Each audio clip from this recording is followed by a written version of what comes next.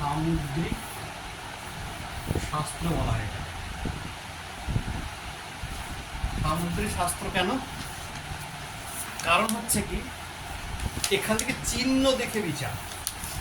এখান থেকে কোনো দ্বাদশ রাশির কোনো গল্প নেই, নবগ্রহ আছে এখানে। হস্তরেখা বিচার শুধুমাত্র হস্তরেখা নয়, সামুদ্রিক বিচারে কিন্তু চোখ নাক, কানে তিল, কোথায় তিল, মাথার চুলগুলো কেমন, ভ্রু কেমন, সমস্ত পার্টের মধ্যে হস্তরেখাটা হচ্ছে ডিফারেন্ট পার্ট, কিন্তু সমস্তটা সামুদ্রিক শাস্ত্রের ভিতরেই পড়ে। সামুদ্রিক শাস্ত্র কিন্তু আমাদের বলছে লক্ষণ বিচার। লক্ষণ কি? হাত হচ্ছে সেই লক্ষণের সব থেকে উত্তম রূপে যা প্রকাশ, ওটা হচ্ছে আমাদের হস্তরেখা বিচার শাস্ত্র। ঠিক আছে, এবারে যেমন আমরা একটা খাত আঁকলাম,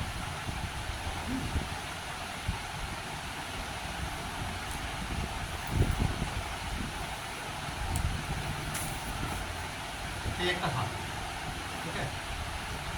হাতের মধ্যে আমাদের এটাকে বলে কনিষ্ঠা, এই আঙুলটাকে বলছে কনিষ্ঠা।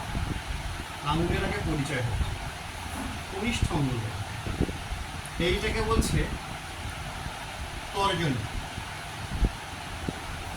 তর্জনী এইটাকে বলছে মধ্যমা।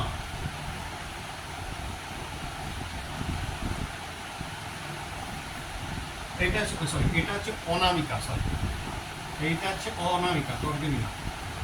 এইটাকে বলা হচ্ছে অনামিকা, সরি অনামিকা। এইটা হচ্ছে তর্জনী। তর্জনী এইটা হচ্ছে বৃদ্ধাঙ্গুষ্ঠ। বৃদ্ধাঙ্গুষ্ঠ মানে বুড়ো আঙুল। ঠিক আছে, এদের এই আঙুলটা আমাদের, এটা যে বুধ কন্ট্রোল করে আঙুলটা, এটা যে বুধের আঙুল বলা হয়, বুধের আঙুল।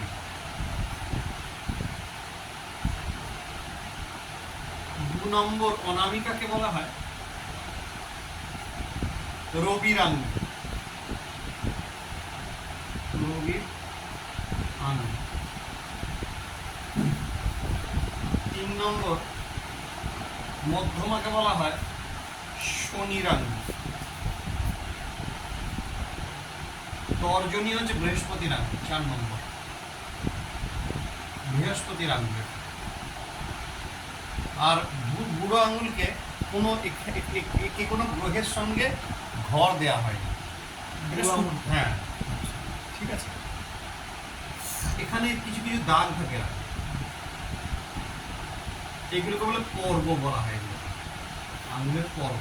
4টে আঙুল হচ্ছে কোনো না কোনো গ্রহ কন্ট্রোল করছে, কিন্তু বৃদ্ধ আঙুলটা বাদ।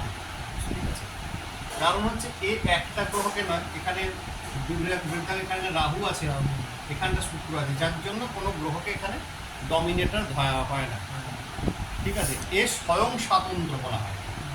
ইনি হচ্ছে স্বয়ং স্বাতন্ত্র।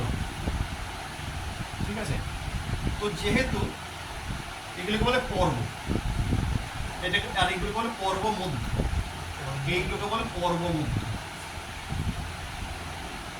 করগুলোকে পর্ব বলে। হ্যাঁ, পর্ব বলো করগুলোকে, এটা পর্ব মধ্য।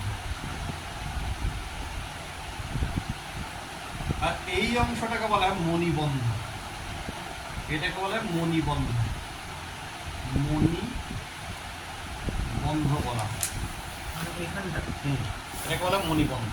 ঠিক আছে, এইটা হচ্ছে আমাদের আলটিমেট আমাদের হাত। এবার হাতের মধ্যে 3টে বিশেষ রেখা থাকে। একটা রেখা থেকে এইভাবে যায়, যার শুরুটা হচ্ছে, অগ্রভাগ হচ্ছে এটা, অন্তিম ভাগ হচ্ছে এটা। এটার নাম হচ্ছে হার্ট লাইন বা হৃদয় রেখা।